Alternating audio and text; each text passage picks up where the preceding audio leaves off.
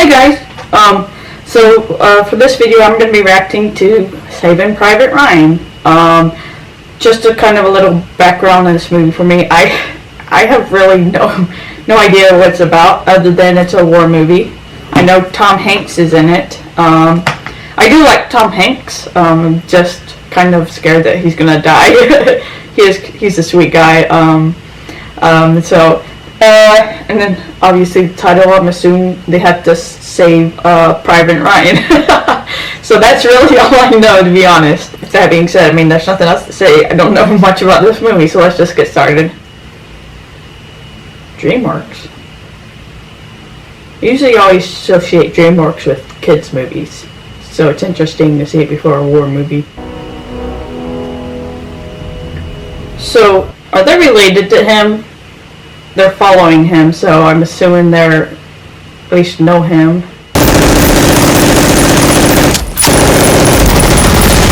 Guess perfect opportunity. Wait until they open up for firing, lulling him into a false sense of security. Give him air support or something. So those metal things, are they used for were they put there for cover, or, for the people coming out of the water? Certainly doesn't let up on the blood. So is his character, is he brand new, or is this just another mission for him, I guess? And he's maybe he's either experiencing PTSD, or he's It's to the point I just fucking I guess I would say shoot the guy, but they said they made a big deal of wasting ammo, so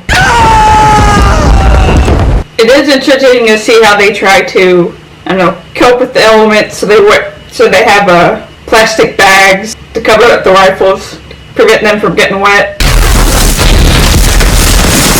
I mean, there's not really much you can go. Not much cover. Get his attention! Hey! Yo, dog! Gets to the point that it seems ineffectual as a medic, because there's so much gore and shit that it's you can't really save anybody.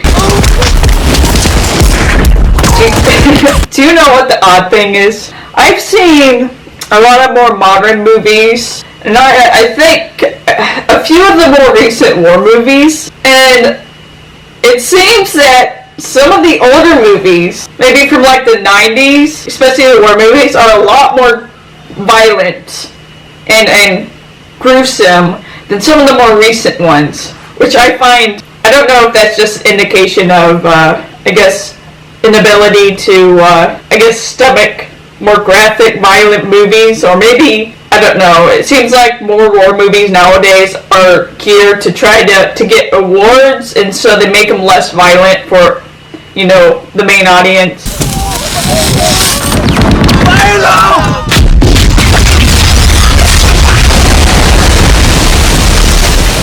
Was that supposed to just provide cover, or just blow a hole in their defenses so they can get through? I know nothing about kind of the tactics during World War II, so kind of completely new here. Priority.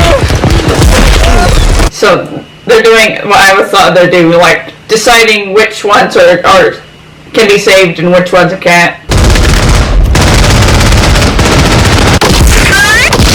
So you tap them on the helmet, that's letting them know term. Guess you can't hear them over the all the noise, so you have to use hand gestures. I detest my sins for having offended the Aurora. So he's actually just, I guess, a pastor. He just goes around and gives them his last rites. Let him burn! It only makes you realize the cruelties of war and, I guess, dehumanization. So what exactly do they do with the prisoners of war? Is there a place that they put them?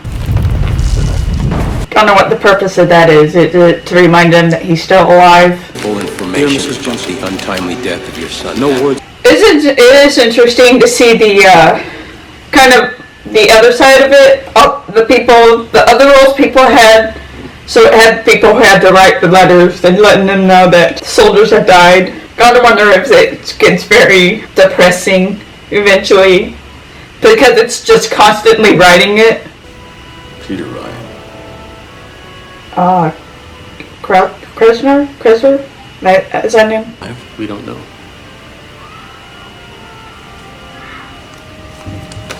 Come with me. So it's going to be about the mother has 4 sons, and to make sure she doesn't lose all of them, they make sure that the last son gets out alive. At least it's nice to actually go out in person as opposed to just letting let her get the telegrams.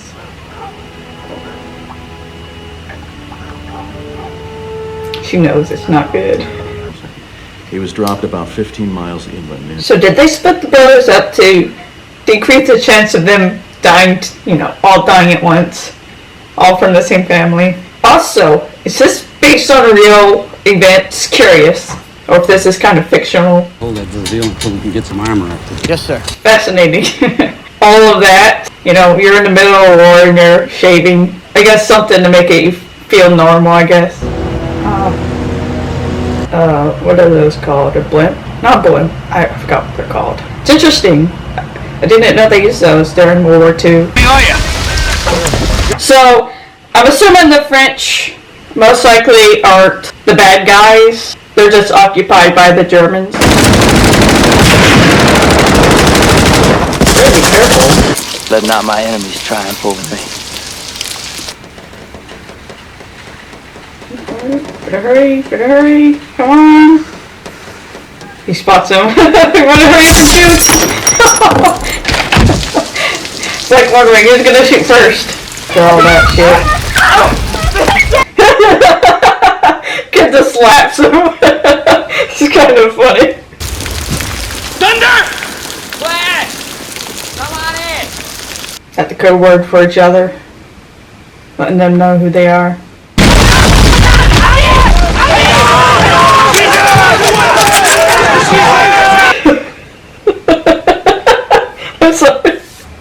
That's kind of funny.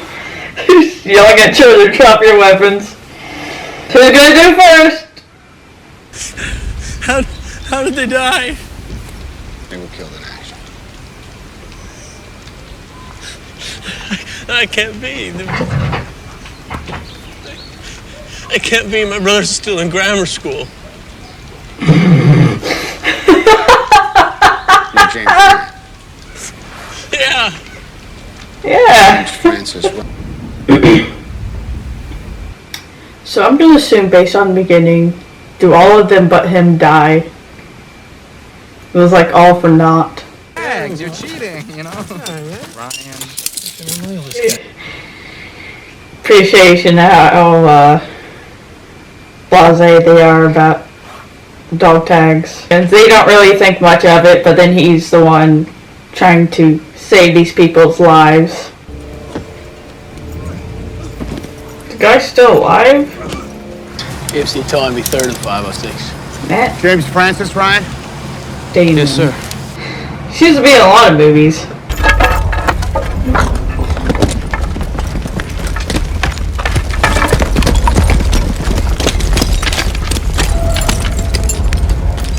It's kind of terrifying, to be honest, all the sounds. Look, Robbie! I don't need any luck, Sarge. I was born! It's like a mini tank.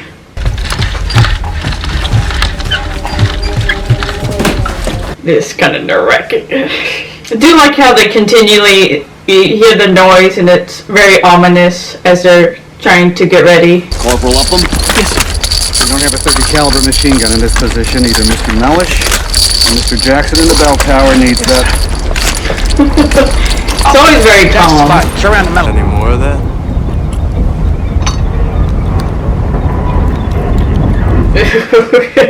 That's so nasty.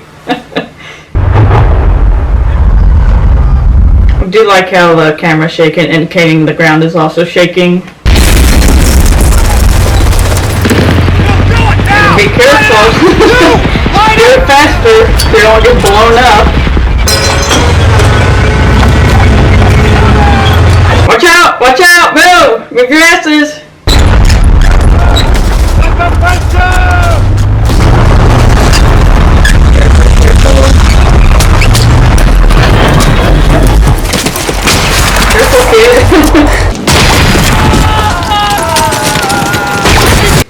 hard to tell which is which sometimes.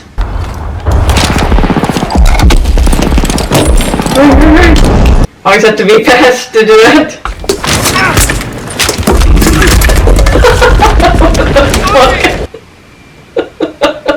I'm sorry, that's kind of fun. Those are supposed to use or just throw it home and at them.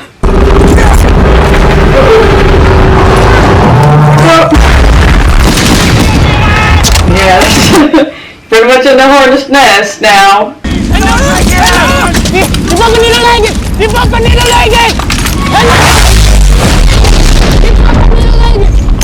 Ich kenne den Soldaten.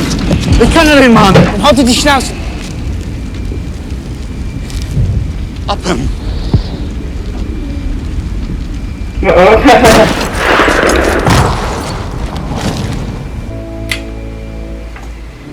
And of course, Tom Hanks was gonna die. So, that's Saving Private Ryan. I did enjoy it. Kind of sad. Very bloody, which I wasn't really expecting, but I should have.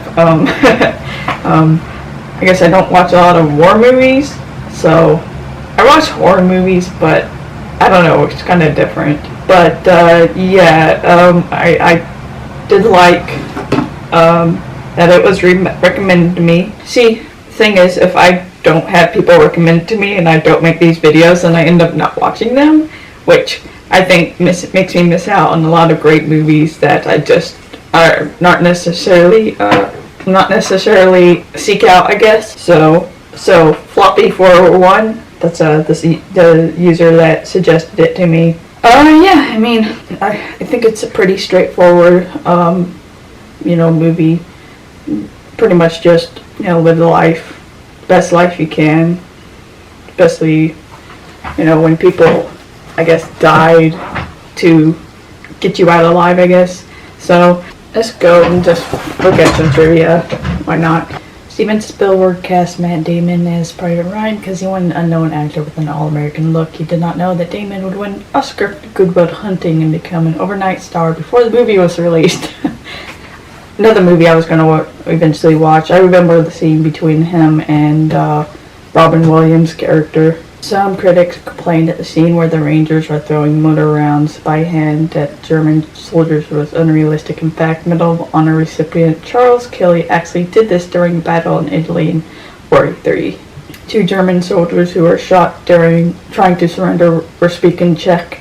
They were saying, "Please don't shoot me. I am not German. I am Czech. I did not kill anyone. I am Czech." They were members of what Germans called Ost-East battalions, men, mostly Czech and Polish, taken prisoner in Eastern European country invaded by German and forced into the German army. That's actually really sad.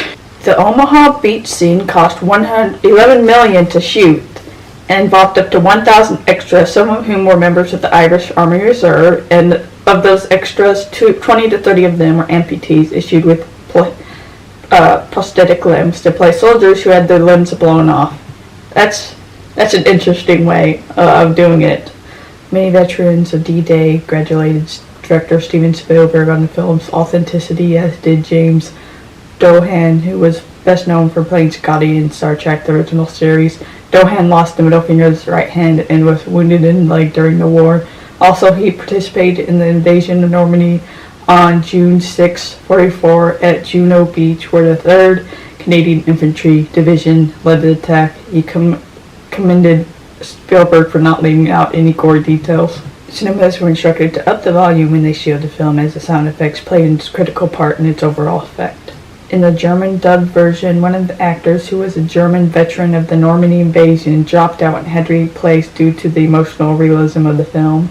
The film was blocked by the censor board of India for too much violence. The board demanded cuts that Steven Spielberg declined to make, and instead he decided not to release the movie in India at all, realizing the seriousness of the situation. The then Home Minister of India saw the movie himself, and impressed, allowed it to be released uncut. In the D-Day landing sequence, there are anti-landing obstacles all along the beach. One type, nicknamed Czech Hedgehog, was short and prickly and designed to rip open the hulls of the landing crafts as they approached. There are also long poles pointing at an angle, officially called humbolken. They were made of wood and metal and angled towards the beach. Most have topped with a Taylor mine, anti-tank mine, and placed in rows. The Germans expected the Allies to land at high tide to minimize the opening space that the infantry had to cross in the beach. Obstacles were designed with that in mind. The plan was that the landing craft would ride onto the poles, which at high tide would be underwater, and detonate the AT mines, causing death and destruction. However, the Allies landed at low tide, making the obstacle visible and therefore useless. I was wondering if there was a purpose for that, I guess it doesn't make sense now, but the Allies had somehow planted it there so they could take cover, but I guess that's completely wrong. Steven Spielberg requested that no one gave minutes to the movie once it had already begun, just like Alfred Hitchcock did during the release of Psycho. The Department of Veterans Affairs set up a special 800 number to help the hundreds of former soldiers who were traumatized after seeing the film. Two of the landing crafts used in the Omaha beach scenes were actually used in World War II. Billy Bob Thornton turned down the role of Sergeant Harvath because he did not want to film at the Normandy beach scenes due to the phobia of water. Mel Gibson and Harrison Ford were both considered for the role of Captain John Miller before Steven Spielberg decided on casting Tom Hanks. Maybe, Harrison Ford, I think, probably be okay for the role, but I do think they were right in casting Tom Hanks. He kind of brings just this presence, this calmness to the role. Private Jackson killed the German sniper by firing a shot through the man's scope and into the eye. Was based on a true incident, though not in World War II and not by Private Jackson. It was accomplished by U.S. Marine Carlos Hothcock during the Vietnam War. Hothcock was a sniper who was being fired at by a concealed North Vietnamese army sniper. He finally managed to catch a glimpse of the man's sniper scope and put a round through it, killing him. The incident pictured in the film is a tribute to Hothcock, who's been regarded as one of U.S. military's top snipers. Writer Robert Rodat first came up with the film's story in 1994 when he saw a monument dedicated to four sons of Angus Allison of Port Carbon, Pennsylvania. The brothers were killed in the American Civil War. Rodat decided to write a similar story set during World War II. His script was submitted to producer Mark Gordon, who then handed it to Tom Hanks. It was finally given to Steven Spielberg, who decided to direct. The film premise was loosely based on real-life case of the Nyland brothers. So I was kind of right. It was semi-true. It's based on a real story, I guess you could say. Inspired by the true story of the Nyland brothers.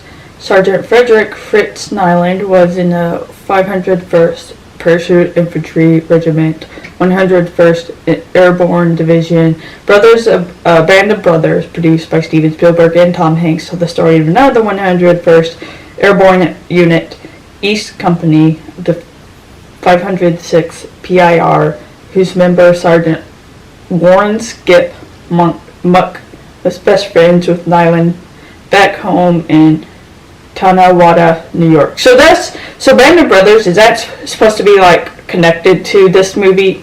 Real amputees were used for the shots of people with missing limbs missing. However, Brian Cranston, who played the colonel in the headquarters unit to whom the three separate death notices were presented and later presents to Colonel George C. Marshall, is not an amputee, although depicted as missing a left arm apparently, but I'm assuming, they needed an actual actor as opposed to just soldiers. But I did not notice that he was supposed to be missing a limb.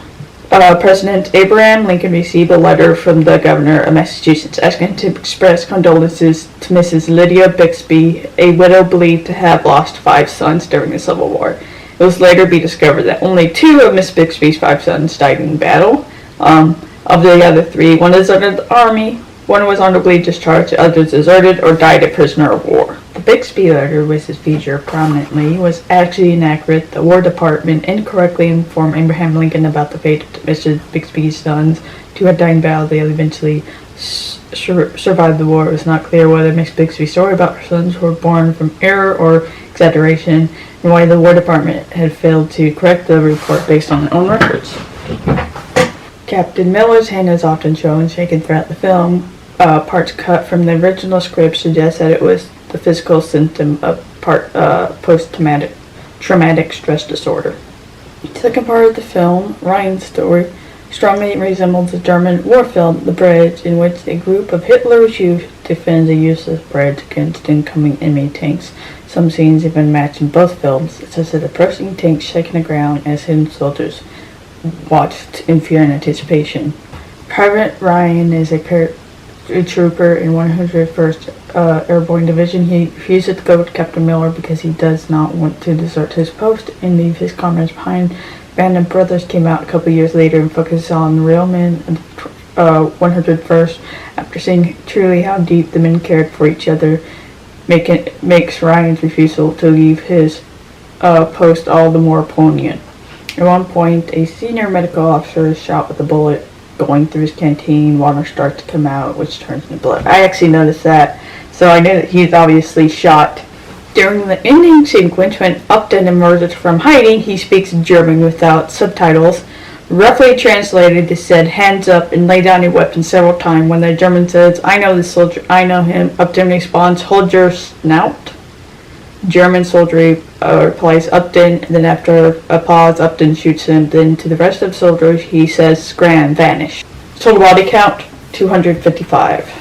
According to the script, the German soldier who Upton shot at the end of the film is indeed Steamboat Willie, who teaches Upton a lesson about compassion for the enemy during the war.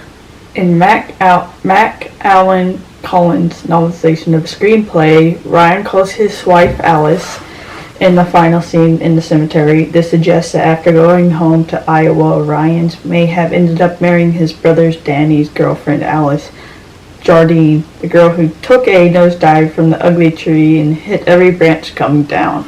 In the narrative behind why the German soldier didn't kill Upton after killing Mellish, the soldier saw that Upton was shocked and sobbing, and Upton even took his hand off the rifle to show he didn't attack the soldier. So the German decided he wasn't going to hurt Upton, and even glances back to make sure he wouldn't do anything. It also shows that the Germans weren't monsters, but just soldiers. Upton posed no threat to the German soldier, and so he didn't feel it necessary to kill him.